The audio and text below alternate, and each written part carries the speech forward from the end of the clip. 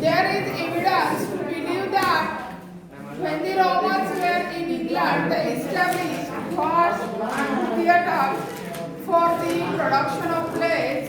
But when the Romans departed, their theatre departed with them. When there were Roman emperors in England, at that time they had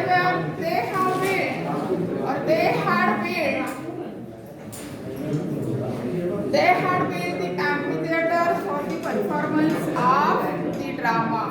But when the Roman emperor departed from England, the amphitheater they have gone with their all the actors and other properties of their plays.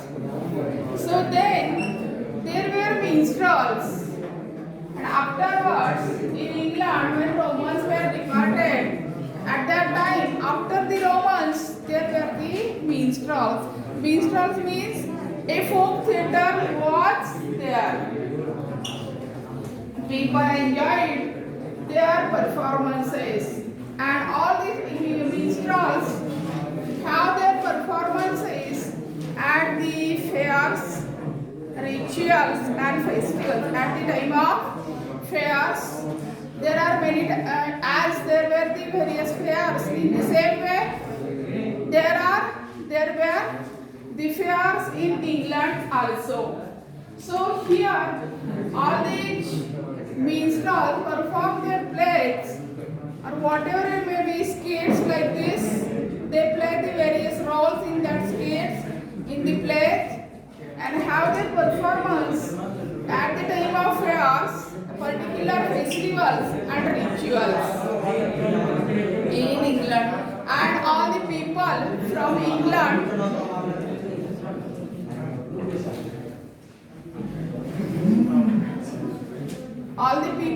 England enjoyed their performances. Gradually, by the 10th century, the ritual of the plays that itself had something dramatic in it got extended and at that time, during the 10th century, the plays were developed further into a rudiments of a play. So it is the beginning of a actual play. Between the 13th and 14th century, drama started having themes which were separated from religion. Up to the 13th and 14th century or the 12th century, the drama was based on the religious themes. So it was a religious drama.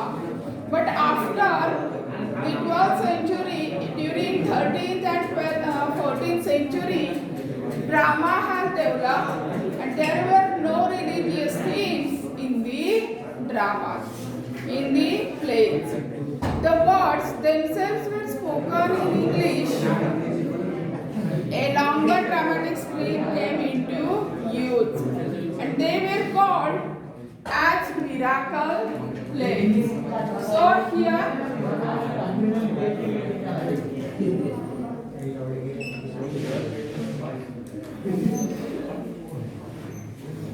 So here at that time for the drama English language was used. During the 13th and 14th century, English language was used for the drama. Before that, there were used different languages.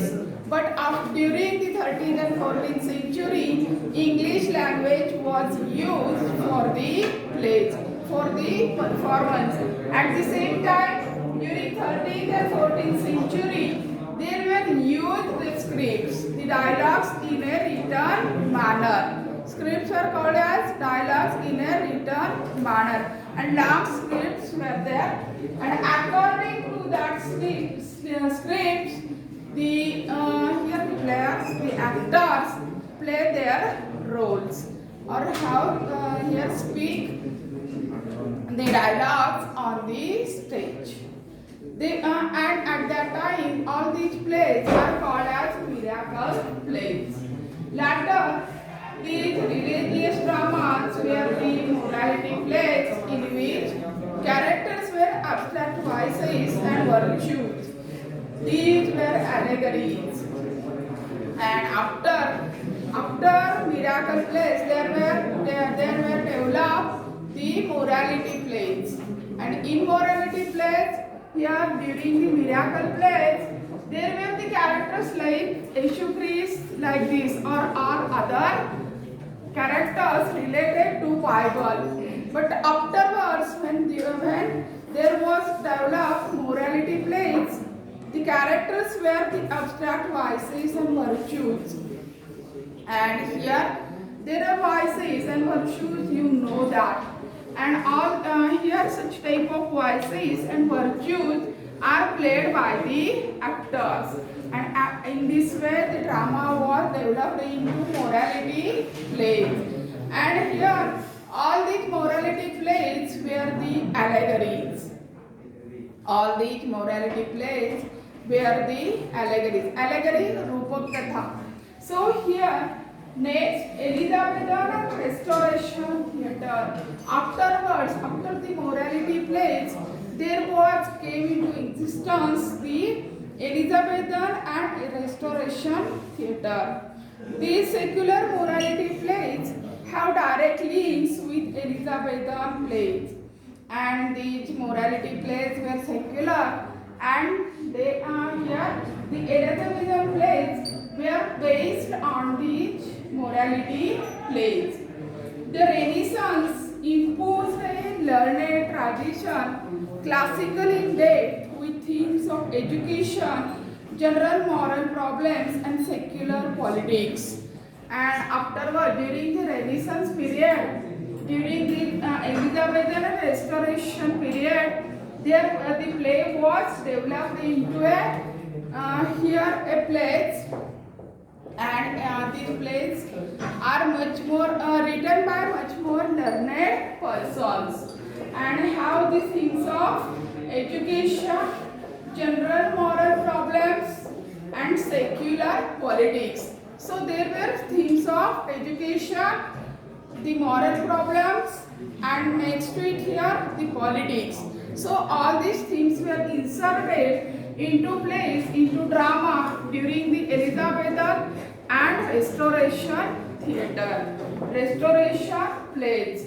So next to the plays had nothing to do with religion, and all these plays are not expressed or were not expressing the themes of religious, are not expressing the religious themes.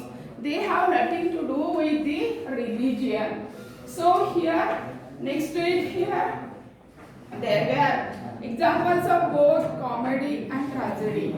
And now play was developed into a comedy and a tragedy.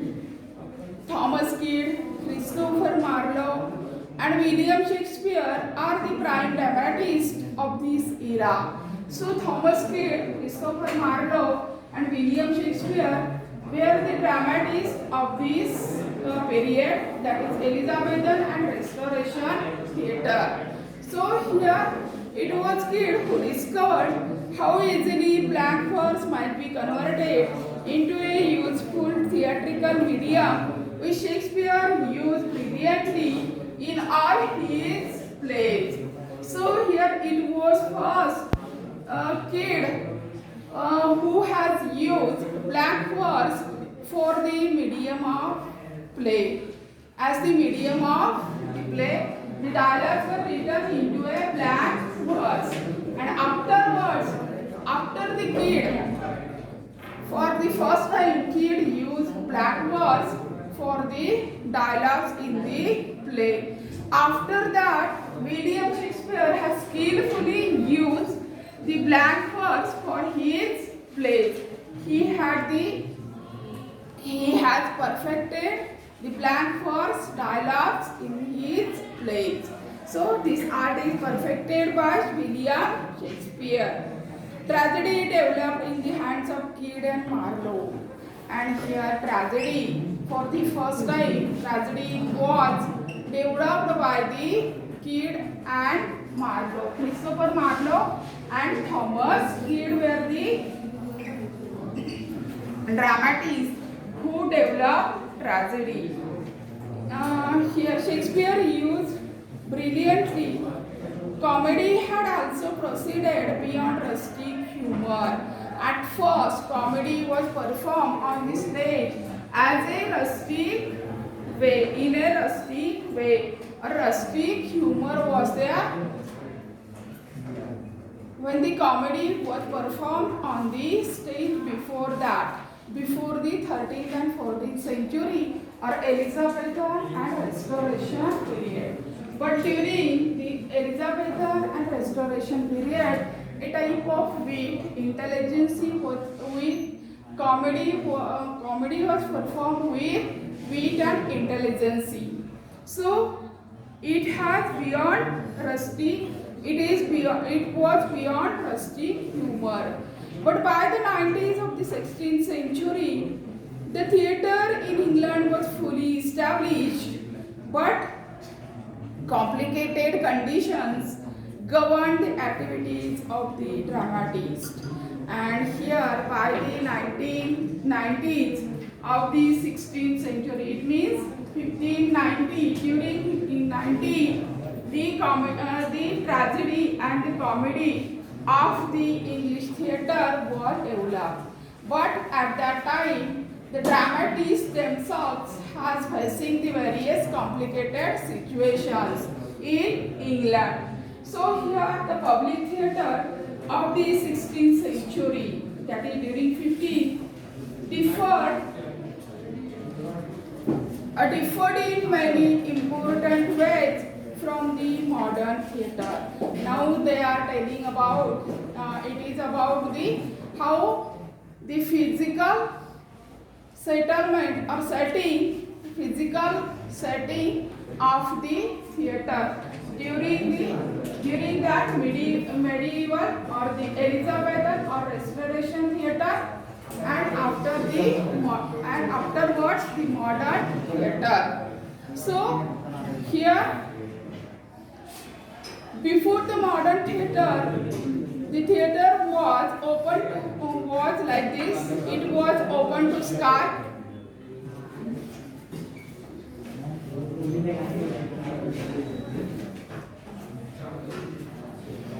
It was open to sky without artificial lighting. The stage was a raised platform with a recess at the back supported by pillars. And here there was no roof to the theater, and there was a platform, and all these platform was surrounded by the audiences. So it was just like this, and there was no curtain at that time. There was not used the curtains.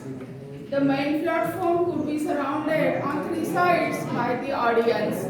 So it will be the platform. The stage was like this, and at the side here there were the audience. So it was the physical setting of the theater.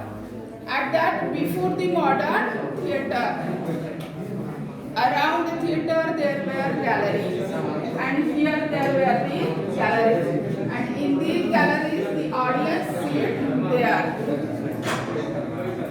In the 17th century, the enclosed theater gained importance, but during the 17th century, there was a roof to the theaters. The theater was not open place, but it is the enclosed place, enclosed building. There was increasing attention to scenic device as theater became private, and here there was given the attention to the scenic devices. It means there was the street properties like this. Curtains were there. Some scenes were placed on the platform, on the stage. So these are called as scenic devices. Are you understanding me? Yes. All of you? And at that time, during the 17th century, the theater became private. The theaters became private during 17th century. So further, Shakespearean era. Why are you talking? Keep quiet.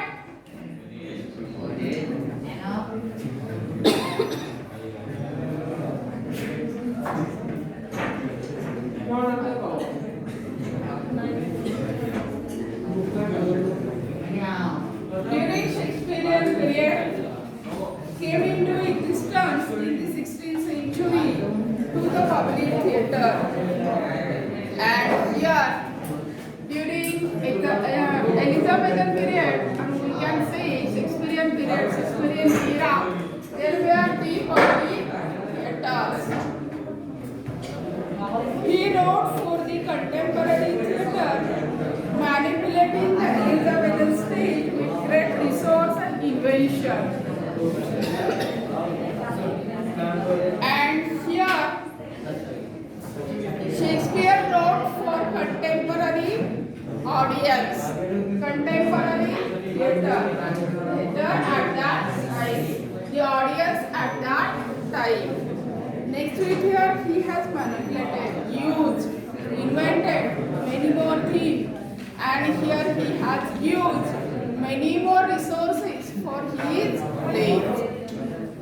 But the genius of Shakespeare should not allow the rest of the drama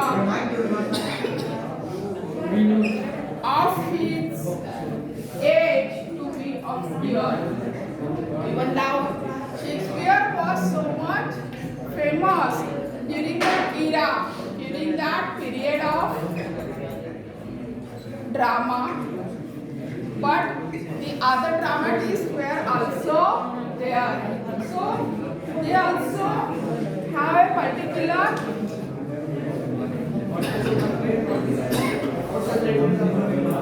contemporary to him was Ben Jonson, a classicist, a moralist, a reformer of drama.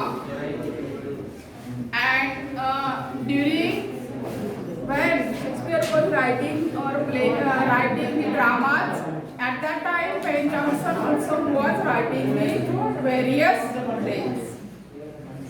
And he was a classicist. It means he has used his themes for the play from the classics.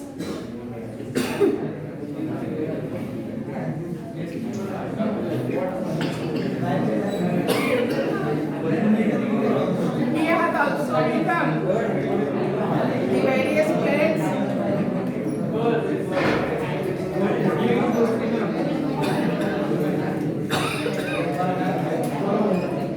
to express the various moral problems. At the same time, he was the reformer of a drama. So here, in comedy, Jonson's genius is found at his best and his influence was considerable.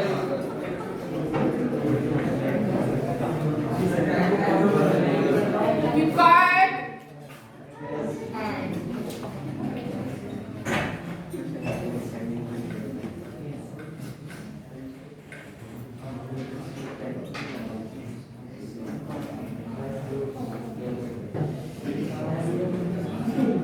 Jonson's genius is found at its best and his influence was considerable. During Elizabethan age, Shakespearean age, John Ben Jonson was also writing the various comedies and he has influenced the audience very much. The Restoration dramatists lean strongly upon him. After the Elizabethan period, there was the Restoration period. And during Elizabethan period, Ben Jonson was writing the comedies, while Shakespeare was writing tragedies also or other type of plays. So here, when there was the Restoration period at that time, here the comedians, the comedy writers, the dramatists followed the Ben Jonson. Closing of theatres by the Puritans in 1642 brought his greatest of all periods in the history of English drama to an end. And here, during 1642, the theatres were closed by the Puritan government. And here, at that time, here all the periods in the history of drama which were greatest come to an end. So the performance of the drama was not there. Theatres were closed by the Puritan government. With the city walls, no theatre existed between 1642 and 1660. During 1642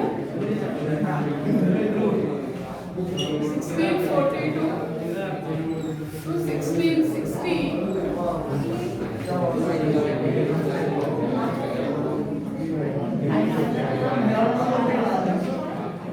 theatres were closed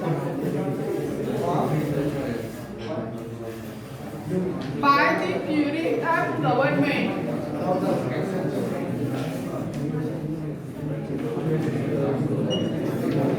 By Puritans. They are of the view that the plays or the dramas express something that is not good for the society. Therefore, Puritans closed the theatres during 1642 to 1660. 1660. All the year theatres were closed in England. So here the next phase which appeared after the restoration produced a very different kind of dramatic literature. And after this period, during 1660, theatres opened.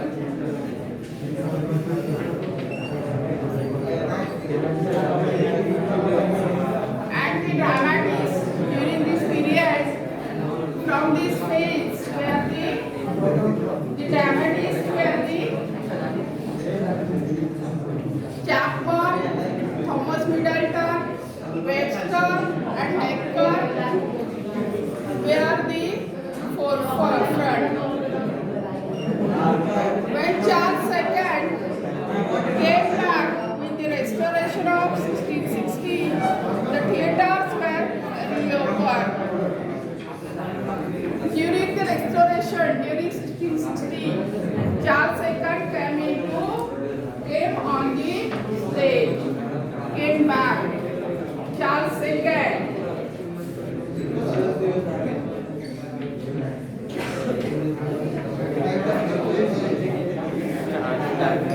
Charles II opened the theatres.